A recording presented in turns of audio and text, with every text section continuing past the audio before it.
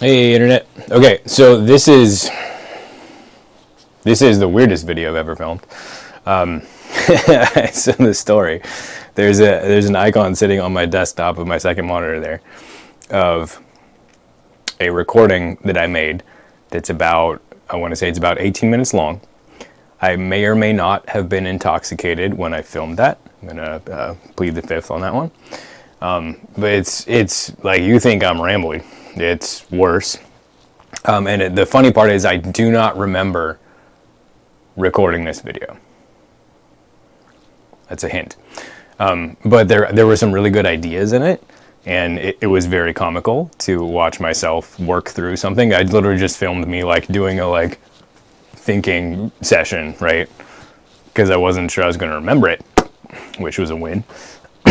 So it was back a couple months ago when everyone in the online coaching community was really worried about the swim move and talking about what the swim move does. And go watch the deep pocket video that I did. I talk briefly about how the swim move doesn't really do anything, right? According to what we thought it did. So this video, a lot of it was about what the swim move actually does, I think. With a little bit more of a complete understanding of body mechanics and physics. And this doesn't change anything, right? The part that we see, the part that we think about, make your hand do this, that's not the important part. The important part is the connectivity in the body. And then you can relate what the off shoulder is doing to what the hip is doing. And it gives us kind of a more complete, more holistic view of why we do things and what they're actually trying to do. So it's going to be a little bit lectury and word vomity, and apologies, but that's just the way I roll. If you're here, you know that. So the hand moving doesn't accomplish anything, right? But the shoulder is related to the hip, and those two move in concert or not, right? So there's a move in mixed martial arts. Did it come from mixed martial arts? I don't know. It happens in mixed martial arts. It's called the Superman punch. I guess it happens in traditional Muay Thai too. So a Superman punch is where you're on one foot or you're in the air and you need to punch hard. So you can't do that very well, right? Force comes from the ground. That pushes this, pulls this, then everything's good. When you're in the air, you can't do that. So you have to have something else equal and opposite to the force you're trying to express, right? So the way a Superman punch works is you're here, right? This is simulating being in the air. And then as this goes forward, this goes backwards. Boom. So the hand and the foot being opposed is the intermediate understanding of the expression of force. More advanced, what's actually happening is this hip is rotating closed. That may look similar, right? It's how your rear foot everts, your whole rear leg internally rotates during a backhand, right? In disc golf. So my hip is internally rotating, and that's allowing my shoulder to project forward. So you can think about it like my glute is going backwards. Boom. My hip is extending. This is flexing, right? It's like doing a bicep curl. This is extending. So my hip is extending to allow my shoulder to, what's the word? Not retract, but protract, right? My shoulder goes forward. So these two motions, this internal rotation here and internal rotation here, go together, right?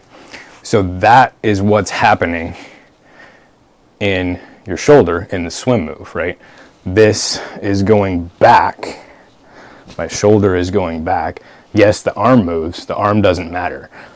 The shoulder moving back is what matters. So the shoulder going back allows the hip to go forward. So this is how we would power a knee in Muay Thai. The shoulder goes back to allow the hip to go forward, right? So my hands are here. This goes back to make this project forward. That's exactly what happens in our throw. My momentum from my walk up is making my rear hip move forward. And in order to make that forward motion happen snappier, I make my shoulder go back, right? Boom. So back into disc golf mode. Here, and then there, right? So I'm making the tail end of my hip drive from the rear hip. Again, not a huge explosive motion, but I do want it to be balanced upper to lower body. I'm making those work together instead of if my offhand just comes through the whole way, I'm going to tend to over rotate. I'm going to tend to collapse my pocket more across my chest, right? So all I'm doing with the offhand move, both the tuck and the swim move, is the tuck is getting this weight of my shoulder inside and ahead of the rotation, right? So if I leave my arm out here flagging and then throw, this is going to be slowed down too much. I want this to go fast at the right time and then slow at the right time. So I'm here, I want my left side to go fast, so I tuck it in, everything happens, and then I want it to slow down. And but you're not really slowing it down, right? That's the thing that we kind of got wrong. I'm not trying to make this slow down, but I am, as I swim move, opening my chest. So I'm increasing the connectivity in my back, across my upper back, with the goal of driving this forward, getting this inside of the rotation, driving this forward with spine rotation, driving this forward with horizontal upper arm abduction, right? So there's three things happening there. And then this switches to an anchoring roll and allows the hip to drive forward to its end of its range of motion while I'm connecting this to this in a way that allows this to drive backwards more, so that the rear shoulder is coming forward just like the rear hip is coming forward, and then the front hip, because of an active brace, moves back, making the rear hip punch even more.